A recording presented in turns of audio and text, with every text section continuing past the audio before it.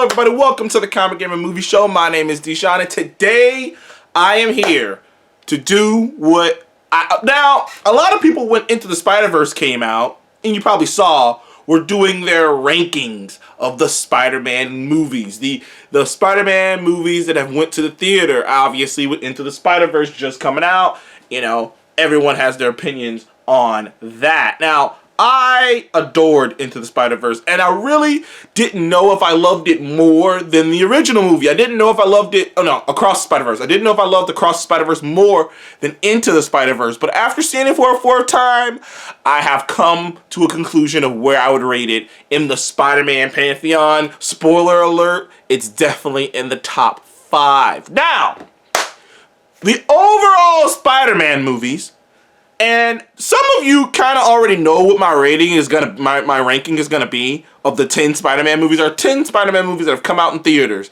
between the Homecoming franchise, the Amazing franchise, the OG trilogy, and the last 2 movies. So, with further ado, at number 10 is Amazing Spider-Man 2. Amazing Spider-Man 2 is by far the worst Spider-Man movie. It is. It's by far. It's not even close. It's garbage. I don't even get people. I don't even get people when they come to me. People coming to me talking about Amazing Spider-Man 2. You know what people who defend Amazing Spider-Man 2 sound like to me? They sound like people who like the fucking Phantom Menace. They sound like Phantom Menace fans. They sound like Clone Wars fans. Attack of the Clones fans. They sound like Attack of the Clones fans. Where I'm like, I'm sorry. I don't know how you watch Attack of the Clones and you're like, this is actually riveting stuff if you what? If I close my eyes and fall asleep, maybe it'll be riveting. But no, Amazing Spider-Man 2, the villain, Electro, terrible villain, awful plot, shitty looking version of the Goblin, this whole substance. The only thing of substance in that movie, outside of a few sequences, is the death of Gwen Stacy. It's the first on-screen death of Gwen Stacy, which is heartbreaking, but I don't know. I guess. I didn't really care about it at the time, and I remember when I finished watching that movie. You know what I remember? The big thing I remember about Amazing Spider-Man 2, and I'm going to move on, is I bought that movie on demand when my aunt didn't know about it. My aunt found out about it, and she wasn't even mad. Then she watched the movie and was like, why'd you buy this shitty movie? That's what Amazing Spider-Man 2 is. It's a shitty movie. Next up at number 9, as you probably can guess, it is Spider-Man 3. Spider-Man 3 is, while it's not god-awful, it's pretty bad. The story with, it's a movie of lost potential, of missed potential. Honestly, if you take, it's a movie that you can feel the studio hands all over it. You know what I mean? Whereas Amazing Spider-Man 2 is just shit, this movie had potential to be very good.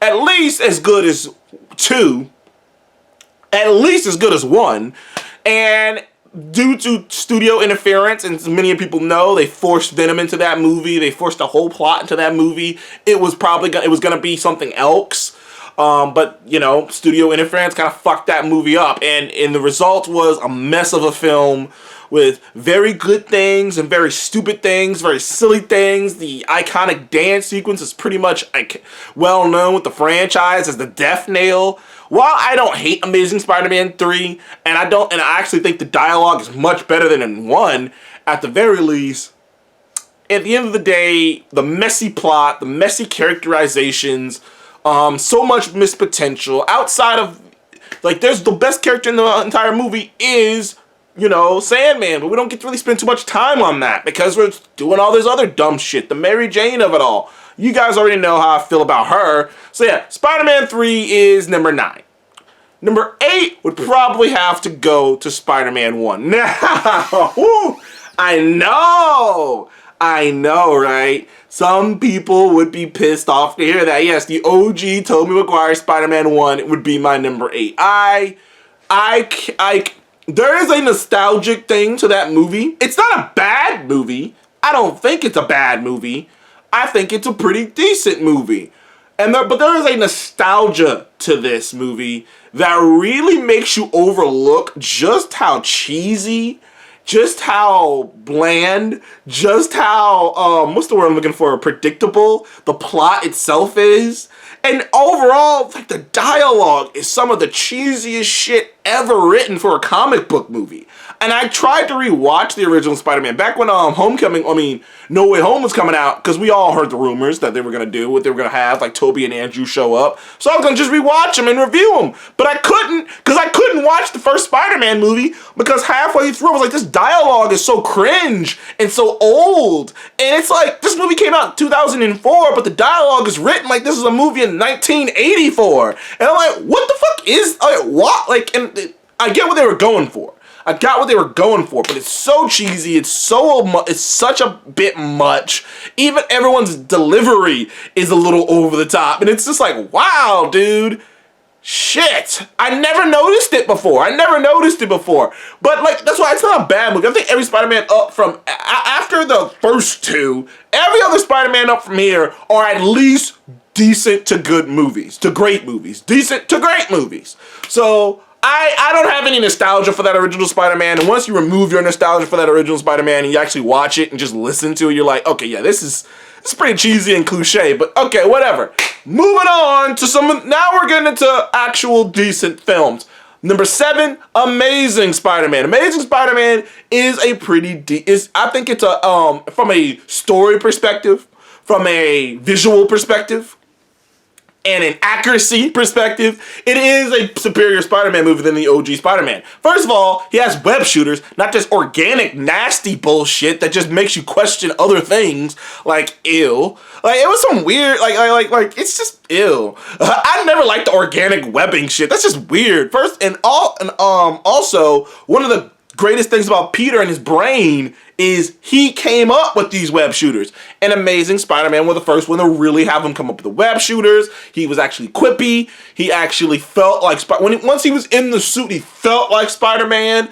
The Amazing Spider-Man suit is also, debatably the best Spider-Man suit. I love the MCU Spider-Man, but that Amazing Spider-Man suit, the way it looks, the eyes, it is dope as fuck. It is a cool suit. Like I said, I love the web shooters. The relationship between him and Gwen Stacy felt real. I mean, granted, it felt real because because the two actors were dating in real life. So it's not that hard to have chemistry when you're fucking off screen. I mean, I can have chemistry with any woman I'm banging off screen. So regardless, they did a great job with that.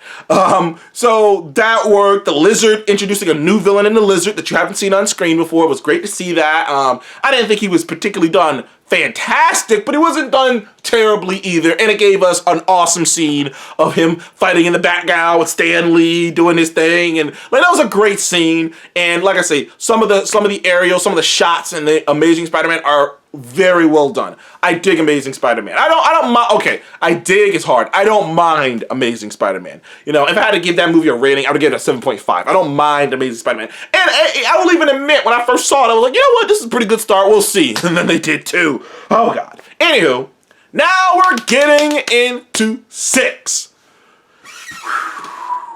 These are darlings now. Because I genuinely think every Spider-Man movie from here on out is good. Everyone. So now I'm just nitpicking now. And at 6, I would probably say Far From Home. Man, and it's hard for me to say that because I really did love Far From Home. I really did. I dug the fuck out of Far From Home. Mysterio as the villain, it was so great. Jake Gyllenhaal as Mysterio. Peter dealing with the repercussions of the death of Tony. The suits, the Happy's involvement, all of it, man. It was such a fun movie, dude. It was so fun. Him and Mary Jane becoming a thing. It was a funny-ass movie, too. I think it might be the funniest of the Spider-Man movies. It was hilarious to me. I had a great time with that one. It was a fun, it made me laugh nonstop. So I'd say number 6 is Far From Home. Number 5 would be Spider-Man 2. Yeah. Spider-Man 2 would be at number 5. It is debatably one of the most iconic superhero films of all time. It is one of the most iconic superhero films of all time. And it also spawned one of the greatest superhero video games of all time. Ever played Spider-Man 2? The game? Great game. Pretty much invented what we got with the new... it's one of the best open world games. It pretty much kind of it pushed the open world genre, especially with video games, but I digress. Spider-Man 2, the best written one, the best written story, It's one of the best written Spider-Man superhero films. The dialogue is less cheesy. It's so weird. If you watch Spider-Man 1 and watch Spider-Man 2, it's like two different people wrote the fucking dialogue. It's still a little cheesy, but they pull way back on the cheese. And Doc Ock was a great villain, great motivation, the great story with Peter, having a crisis of conscience, stripped right out of the comic books. Everything, like I say, I still got my feelings about Mary Jane. I hate Mary Jane. I hate Sam Raimi's Mary Jane. I think she's the worst Mary Jane of all time, even including the comics. That Sam Raimi's Mary Jane is just, oh my God. Like, every time she's on screen, I'm like, Peter, she's not worth it, dude. She is more trouble than she is worth, bruh. This woman was willing to leave you just because she was jealous of you being Spider-Man. No, you don't need to be with her. You can do better, Peter. Walk away. Every time she's on screen, which is the biggest problem I have with that film. But I do enjoy Spider-Man 2. It's the one of the older Spider-Man movies that I will rewatch. It has some great action sequences, and at the time, it was the greatest comic book film I had ever seen. At the time. Now we're getting into number 4, which would be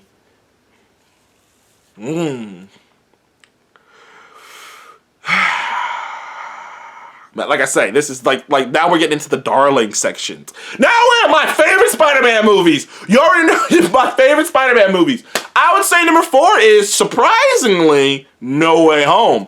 I loved No Way Home. I had such an amazing time with that movie. I thought that it was everything it should be. It was a dream come true. It wasn't quite in game in terms of, I can't believe this, we just saw that, and now I gotta sit back home and do, but it was close. Seeing Toby and Andrew and Tom interact, dude, the 3 Spider-Mans, was just a dream come true. Seeing all the villains interact was just a dream come true. I mean, seeing, oh man, that entire movie was just so fun, so dynamic, so all over the place in a fun way. It was a roller coaster ride of a film. It was a love letter to every Spider-Man film, live action at least, that has come out in the last few years. And in my opinion, it's one of the greatest comic book films of all time. And it got the numbers, it's got the box office to prove it. It is one of the greatest comic book films of all time, in my opinion. It was such a joy, especially if you're a comic book fan and you're a Spider-Man fan. No Way Home was amazing. Coming in number 3, I would say Into the Spider-Verse. Now you know what I'm thinking. Now you know where my head's going. And Into the Spider-Verse. Into the Spider-Verse is potentially the greatest animated film of all time. Potentially.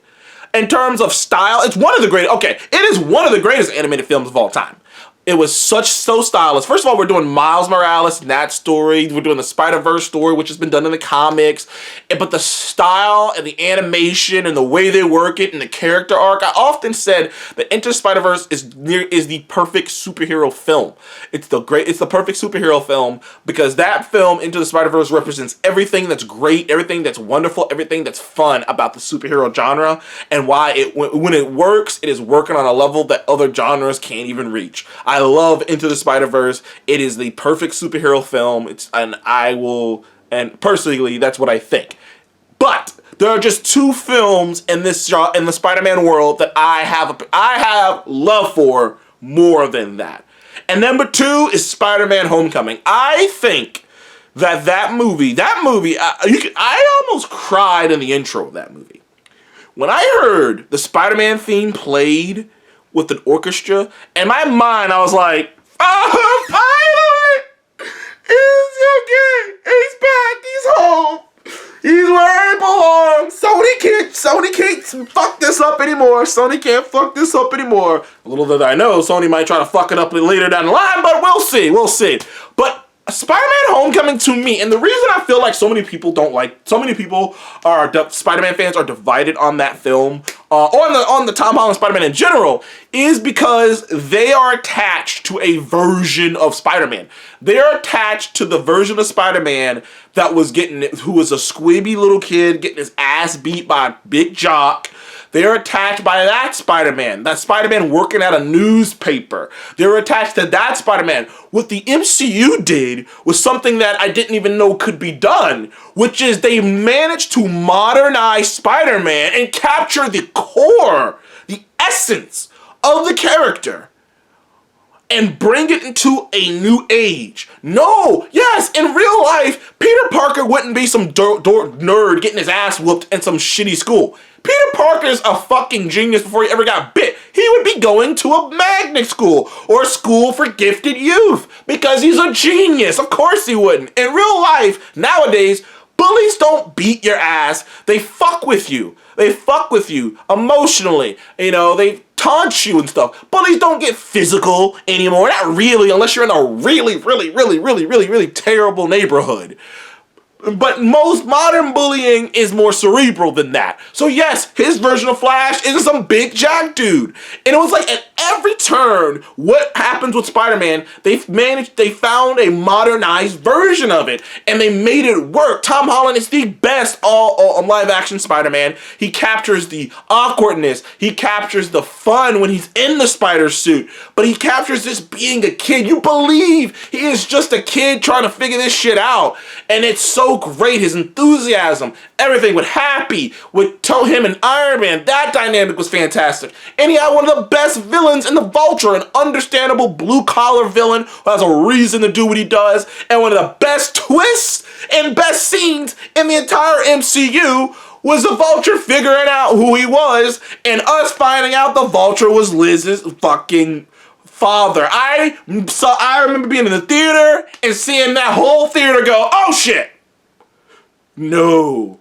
So yes, I got Homecoming at number 2, but at number 1, Across the Spider-Verse. Now I've already reviewed the movie, but I'll give you cliff notes. Fantastic movie. Best animation I've ever seen in a film. Great story. I didn't like that cliffhanger, but I decided not to hold it against them because they do have a part 2 coming out. But other than that, everything else is amazing. The artwork, the character stuff, the story, all of it, the multiple stories, Gwen, all of it is just, it's Into the Spider-Verse, but even better. So I can't, like I said, there's nothing I can say about this film.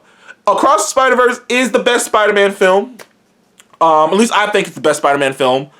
And those top 3 can really be interchangeable. To me, personally, the top 3 could be interchangeable. If someone thought Into the Spider-Verse was the best, I'd be with you. If you thought Homecoming, are interchangeable. But other than that, that is my list. That is my rankings of the Spider-Man movies. 10 to 1.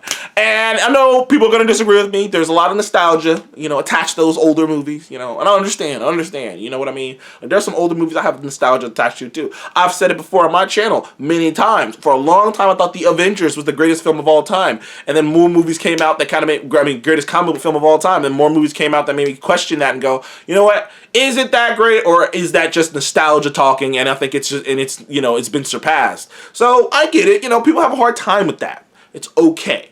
But I will tell you, personally, the animated movies and Homecoming, those are my number 1s. Anyways, thank you guys for joining the Comic Game Movie Show.